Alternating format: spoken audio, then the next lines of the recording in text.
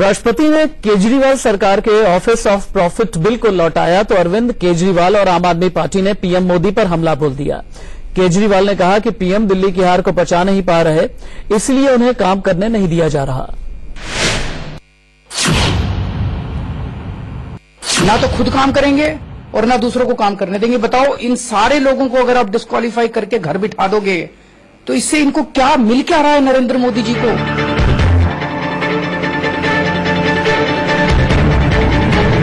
दिल्ली में आपके 21 विधायकों की सदस्यता पर तलवार लटकी तो पार्टी बीजेपी पर हमलावर हो गई। आरोप लगाए कि केंद्र दिल्ली सरकार को काम करने नहीं देना चाहती। उनको सबसे ज्यादा डर और भय अगर किसी व्यक्ति से लगता है तो अरविंद केजरीवाल से लगता है। मोदी जी कहते थे न खाऊंगा न खाने दूंगा, अब उनका नारा हो गया है न काम करूंगा न करने दूंगा। पूरा विवाद विधायकों के लाभ के पद को लेकर है। कानून कहता है कि संवैधानिक पदों पर बैठा शख्स किसी दूसरे लाभ के पद पर नहीं हो सकता, जबकि केजरीवाल सरकार ने मार्च 2015 में अपने 21 विधायकों की नियुक्ति संसदीय सचिव के तौर पर कर दी। इसके साथ ही सरकार ने जून 2015 में विधानसभा में एक बिल पास कराया जिसमें संसदीय सचिव को लाभ के पद से बाहर रखा गया। कानून के जानकार मानते हैं कि केजरीवाल सरकार ने यही चूक कर दी। जब उन्होंने डिस्क्वालिफिकेशन से एग्जेम्पशन सीख किया बाय अमेंडिंग द 1997 लॉ, तो उन्होंने टेसिकली स्वयं ही एडमिट कर लिया कि ऑफिस ऑफ प्रॉफिट है। केजरीवाल के बिल के खिलाफ राष्ट्रपति के पास याचिका डाली गई और राष्ट्रपति ने बिल को खारिज कर दिया।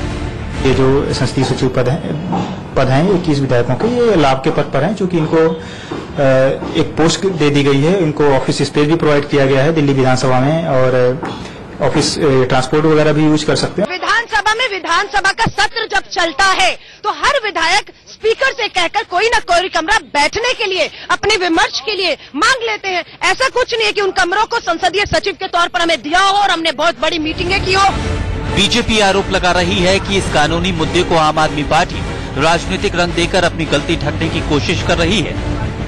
इसको एक कानूनी दृष्टिकोण से देखने की कोशिश करनी चाहिए थी, मगर बजाय ये करते हुए अरविंद केजरीवाल जी ने जिस प्रकार से इसे एक राजनैतिक युद्ध में बदलने की कोशिश की है, यह कहीं न कहीं अरविंद केजरीवाल जी के बौखलाहट को दिखाती है। क्योंकि न केवल ये प्रोसीजर के हिसाब से गलत था, कानूनन गलत था, बल्कि साथ साथ नैतिकता के आधार पर भी गलत है।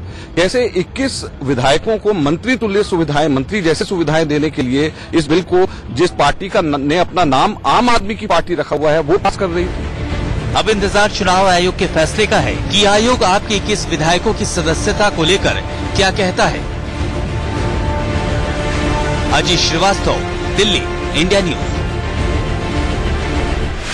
अब जब राष्ट्रपति ने केजरीवाल सरकार के dual office of profit bill को लौटा दिया है तो किन किन विधायकों की सदस्यता खतरे में है, अब आप ये देखिए। जो बड़े नाम हैं, प्रवीण कुमार, शरद कुमार, आदर्श शास्त्री, ये लोग, इनमें से कोई शिक्षा मंत्री है, कोई रेवेन्यू मिनिस्ट्री संभाल रहा है, कोई निगरानी मंत्रालय, कोई वित्त मंत्रालय, कोई परिवहन मंत्री जैसे शिवचरण गोयल हो गए, संजीव झा हो गए, सरिता सिंह, नरेश यादव, जरनैल सिंह, ये तमाम बड़े नाम हैं जिन्हें लेकर के आज की तारीख में सवाल यह है कि इन विधायकों का क्या होगा। सोमदत्त, अवतार सिंह, विजेंद्र गर्ग विजय, जरनैल सिंह, कैलाश गहलोत, अलका लांबा जो कि पर्यटन मंत्री भी हैं, मनोज कुमार, नितिन त्यागी, सुखबीर सिंह। मनोज कुमार खाद्य आपूर्ति मंत्री हैं, महिला बाल विकास नितिन त्यागी इस मंत्रालय की जिम्मेदारी संभालते हैं, आदर्श शास्त्री, शरद कुमार, प्रवीण कुमार।